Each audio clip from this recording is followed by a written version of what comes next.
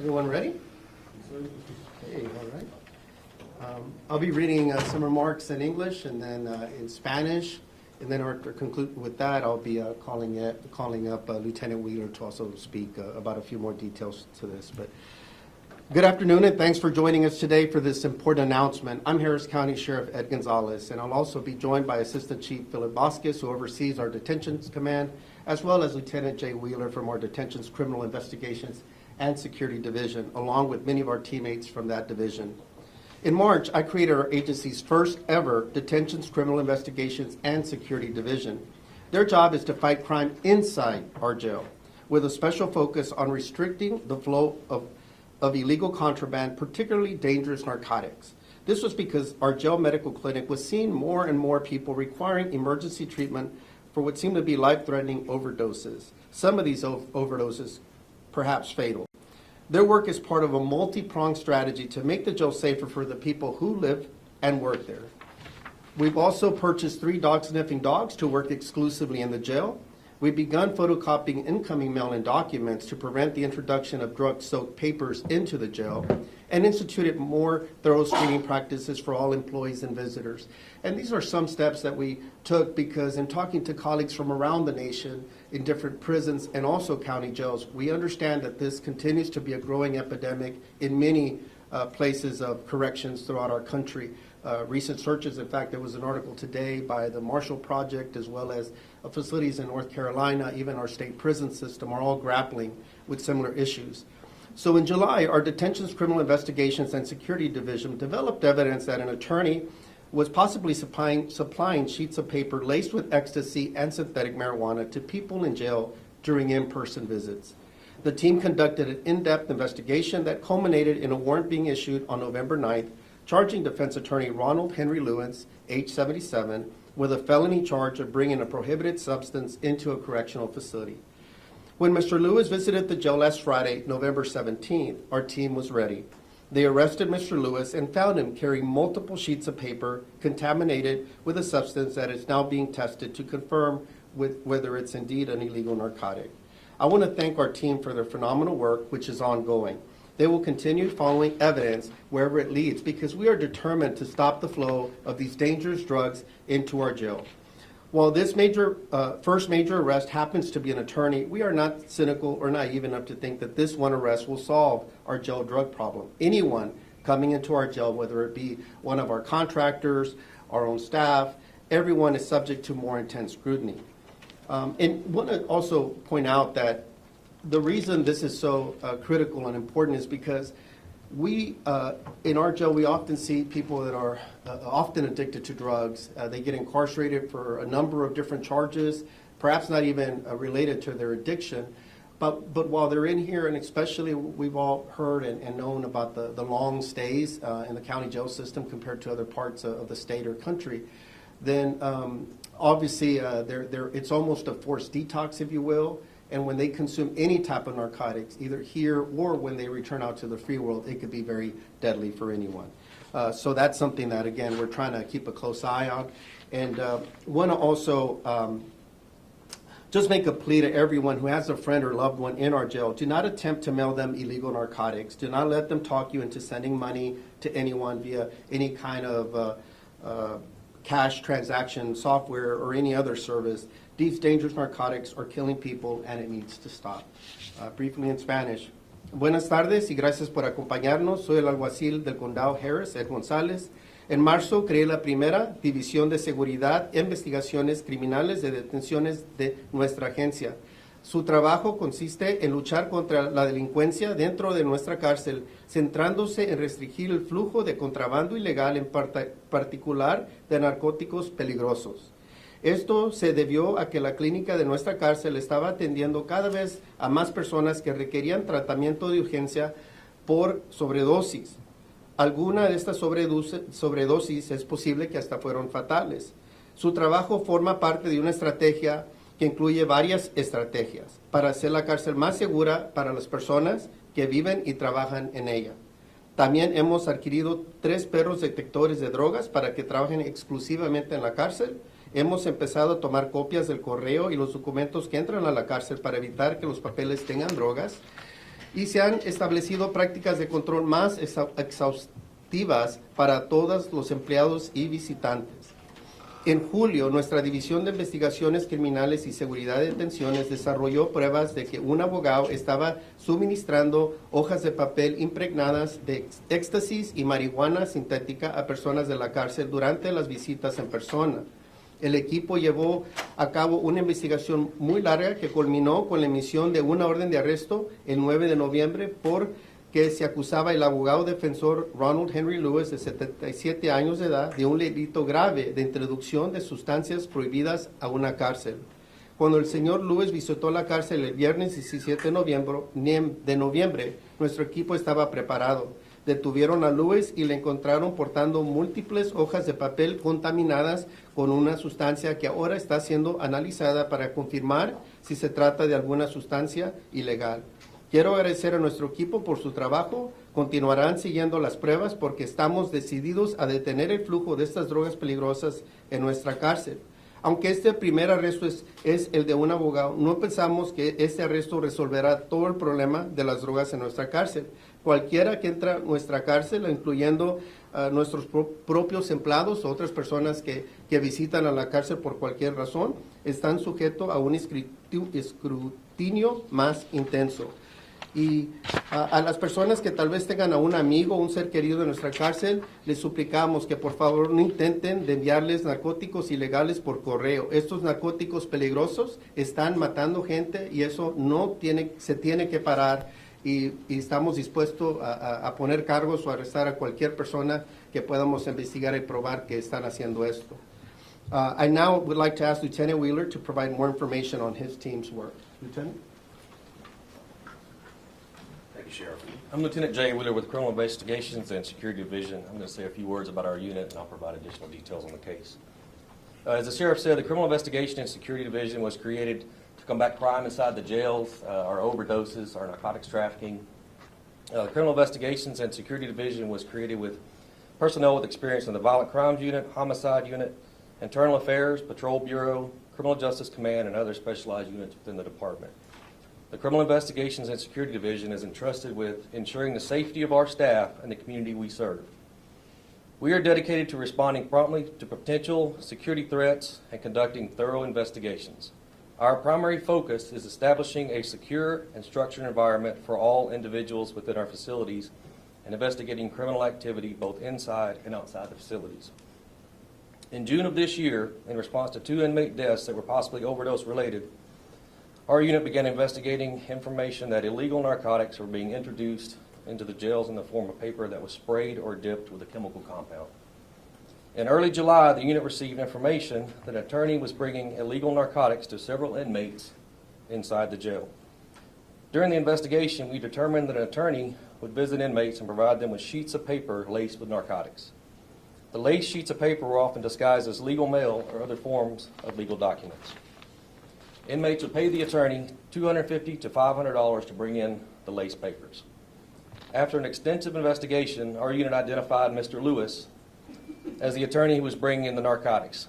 Mr. Lewis would visit the jails and request to see inmates for attorney visits and would pass the inmates sheets of paper laced with narcotics. Inmates were searched before the attorney visit and were searched immediately after. On numerous occasions, the inmates being visited by Mr. Lewis were found to have sheets of paper laced with narcotics. Mr. Lewis visited 14 inmates from July 2023 until November 2023. During the investigation, approximately 154 sheets of paper believed to be laced with narcotics have been confiscated. On Friday, November 17th, Mr. Lewis arrived at the 701 jail facility to visit an inmate and was taken into custody. During the arrest, Mr. Lewis had 11 sheets of paper in his possession believed to be laced with narcotics. Mr. Lewis was interviewed and subsequently charged with 2 counts of prohibited substances in a correctional facility. We're currently working with the Texas Rangers to determine if any of the narcotics introduced in the jail by Mr. Lewis contributed to the death of any inmate. This is an ongoing investigation. I want to say the sheriff is serious about the safety, and it's a top priority for the inmates and the staff inside the jail.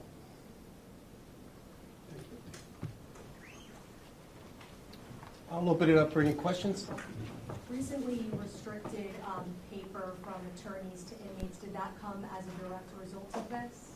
Not direct. I think it's, we've been reviewing a number of different strategies. We know we have different entry points, including our own personnel. We have other contractors that enter, as well as attorneys as well. And we've been aware of this for a while, that this may be another possible, obviously, entry point of getting contraband into our facility.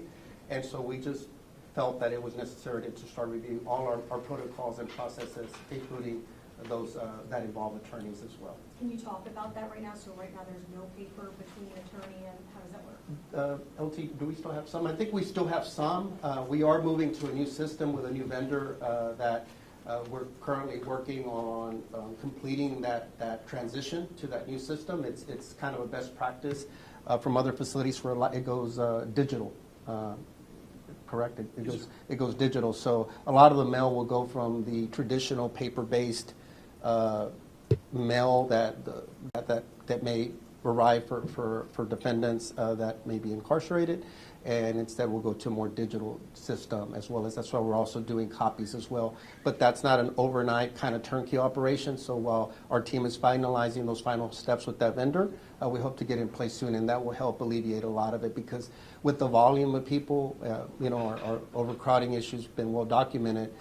We deal with a lot of volume that comes into our facility, and not only us, a lot of systems across the country are grappling with the very same thing. You've spoken about stricter security measures before, tightened screening process and whatnot. I guess, how does the jail allow this to happen? How did it happen? Yeah, well, we don't allow. I mean, I think the issue is that there is obviously there's greater leeway when you're talking about an attorney, for example, that has to interact and engage with their clients. And so much of that communication is protected. And so we have to strike that fine balance between allowing that to happen.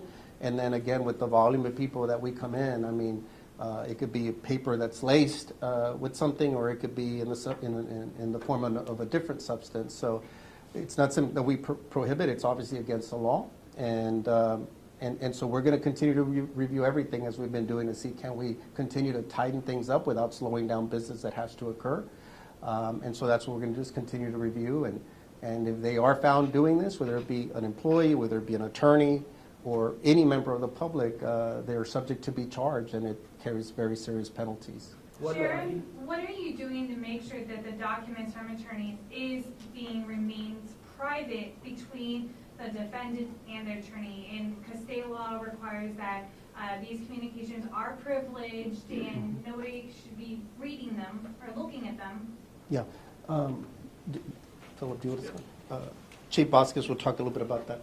So we're not interfering with anything like that. So what we made available, if attorneys are coming on site, we've made a copy machine available for them. They can make copies, they can handle it, and we've given them envelopes. They can secure it and then take it up to the floors. So they have access. What we're asking them to do is just process it with paper that we provide. Any legal mail that's coming in, we're following all the federal and state statutes to process that in view of the inmates at all times. So we're going above and beyond of what the federal and state statutes require. And who's handling the copy machine? Is it the attorneys or the members of your staff? If they come on site, we're having it available for the attorneys to make the photocopies. They can put it in the envelopes that we're providing. They can do that all themselves. And when was the copy machine installed? I'm sorry? When was the copy machine installed? No, the sheriff's office has always had copy machines. Sí, podría hacer una pregunta en español. Exactamente cómo el señor Lewis burlaba las medidas de seguridad de la entrada para meter la droga. Sí, es que los abogados históricamente pueden obviamente tener intercambio con sus clientes, es parte de su derecho, y podían tener ese intercambio de documentos directamente con sus clientes durante sus visitas, porque los están presentando. Es una parte clave de la representación en nuestro proceso de juicio y proceso criminal, y así es como lo estaban transmitiendo históricamente. Pero no, cuando él entra en los centros, en las instalaciones de la cárcel, no se le somete a ningún control, puede llevar lo que quiera, armas, drogas. Históricamente, he's asking Chief about attorneys historically when they come in, how thorough of a search is conducted of attorneys historically, let's say of their person or bringing in weapons or anything like that. So they go through the metal detectors. Would you go to Mike? Sure. Sure. They go through the metal detectors, all the regular processes. What's really protected from the legal aspect and all government officials that come in are the papers. So if they brought things in their briefcases, we would do a cursory search, but not reading any documents. And so I think that that's what they exploited, or this individual may have exploited. Entonces los restos sí pasan por un detector de metal para tratar de obviamente prevenir la entrada de armas. A partir de ahora, los perros o otras medidas de seguridad serán impuestas los papeles también de los abogados. Are the drug detection dogs also reviewing paperwork or mainly the facility? They'll be stationed at different times through the thing. So if they're there at the time, then they can be used for that purpose. Pero eso va a cambiar pronto en algunos meses cuando tengamos el nuevo servicio que vamos a introducir, donde todo se va a hacer fuera de nuestro complejo y van a ser por otras medidas más profesionales donde nunca va a entrar ningún documento realmente a nuestras instalaciones. Una pregunta, ¿sabemos cuántas personas han fallecido de sobredosis en el último año? No tengo ese número directamente porque se toma tiempo a veces las autopsias y todo para verificar, pero sí pensamos que han fallecido algunos por sobredosis de alguna forma u otra. Sheriff Gonzalez, you mentioned that the evidence was developed in July. Why was the arrest made on Friday? I know we've had a few inmate deaths in between that time. Well, I mean, again, I think our team wanted to do their due diligence and be thorough. I mean, it's a very unique situation, and it's when you're talking about someone that's entrusted in protecting, the laws and being a key actor in the criminal justice system, and also the testing part of it, to make sure what we had with the previous cases, it's not something that we knew immediately, and then also just kind of continuing the follow-up investigations, which took a little bit of while to us to firm up our probable cause, to make sure we reached that threshold and had all the testing back and everything. So, Lieutenant Wheeler, I don't know if you want to speak a little bit of just kind of, y'all been working on this case from when y'all first kind of developed your early suspicions? Yes, we started working on this case a few months ago, and like I said, it takes time with the lab results, the documents, getting those back, and once we have all those, we have to actually, it's a little more difficult. There's a lot of extra legwork that goes into it. What pointed you to Mr. Ronald Lewis? Is there something specific, inmate make an outcry, or? So we did receive information. We received several tips from various sources within the jail, and they pointed us in that direction. We conducted numerous interviews, and we were able to identify him as our person of interest. Are other charges pending on any of the inmates that were, the way to get that in? Yes, we have several other cases that are pending right now. We are awaiting lab results and other.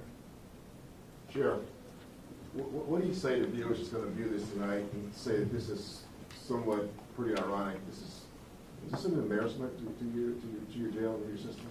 To the public, I want them to know that we're trying to do everything we can to make sure we secure our jail, not only for those that have to be here as defendants, but also the ones that work here, and that, as we've mentioned, we're going to leave no stone unturned, whether it be working closer with Harris Center or our health provider, or our mental health provider, or Harris Health, our medical provider, as well as tightening up our own security protocols. We knew that obviously during COVID, operations were turned upside down with obviously a lot of the changes and limitations and things like that. And then once we could kind of start ramping up, and then understanding many times, because one thing I want to be very clear whenever there's a death in custody is the investigation itself is led through an outside agency. That's the way the state has it set up. So many times we can't speak a lot up to it like we normally would on other investigations, like when we're out on a homicide scene or things like that, because it's being led by another agency.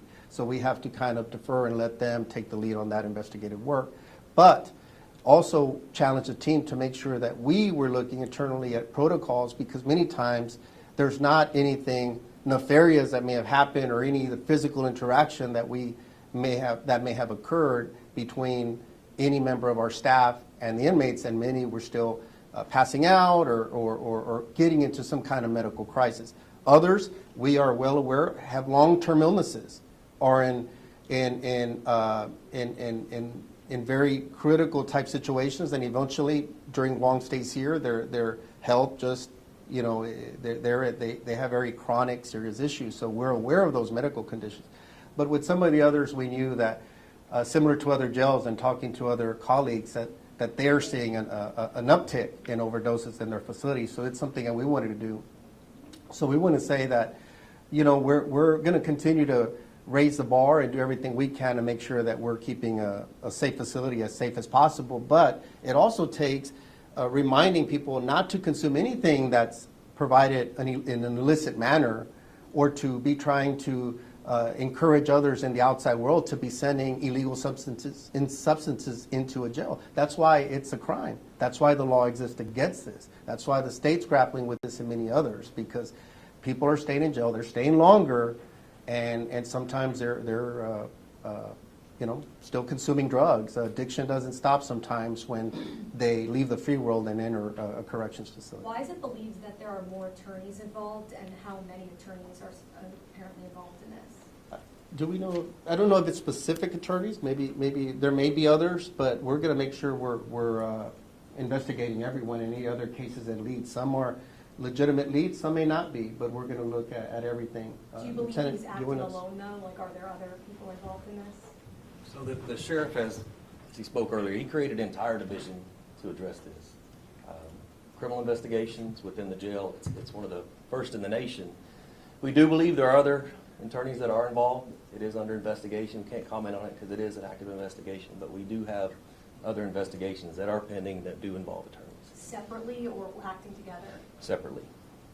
Is it believed to be widespread, like a lot of attorneys, or is it pretty isolated, like half a dozen or so? We can't comment on that right now. Yeah, we'll just say, look, I mean, there's incredible attorneys out there that uphold their oaths and work very hard to take care of their clients and make sure that they're representing them effectively. You know, but with everything, just like we've said of our own personnel in the past, I mean, there's always going to be those that choose illegal ways of doing things or go outside the lines. And if they are, it doesn't matter who they are. We're going to make sure we investigate it fully and hold them accountable. And no one's immune from these, whether, again, it be our own staff or it could be a contractor that comes in. It could be family members. It could be attorneys as well, obviously. So we don't think it's necessarily widespread, but it does exist, and it's unfortunate. What This type of money? individual is what type- 77 years old. We believe that this may have been happening long before we started the investigation in July. Yeah, I mean, it's possible it could have happened before, and there's other cases that we don't know. And so if there is information out there, we ask the public if they've had interactions with this attorney. We'd like to learn about those other cases as well, you know, as to how far back it may have gone. Obviously, you know, I believe he's been in practice for quite a long time, and we believe that it's possible that other attorneys could be doing the same thing. And we just want to send a very loud message that, again, we're going to be looking at everything and everyone, and no one should take advantage of someone that may be being incarcerated away from their loved ones and then they're introducing drugs to them while they're incarcerated. It could be a deadly outcome. Does this extend to the... Somebody, what's that? I was going to say, what type of money are we talking about? Example. I think he mentioned it. It could be several $100s. That Up to 500 a transaction. up to 500 on transaction. You know, again, that's one. I don't know what the market is. It just depends on supply and demand and what others may be charging. But again, we've talked to colleagues all around the country, and this stuff, unfortunately, is happening more and more. It seems that especially with opioid abuse and things happening in the free world, no place is immune from it. I mean, and we see a lot of it inside our own walls as well, unfortunately. Last question, please. Does your office have reason to believe that any of the 3 jail deaths last week were overdose related? Preliminarily? Yes, we do believe that preliminary, we do have reason to believe that narcotics or some type of illicit substance was used in one of them. Again, we'll have to wait for autopsies and let the investigation continue. You know, I'm not sure what agency is leading that particular, the Texas Rangers are leading that one. But we believe that it could be tied to an illicit substance of some kind. To this case, Sheriff? And I don't know about, no, I don't think it's related to this.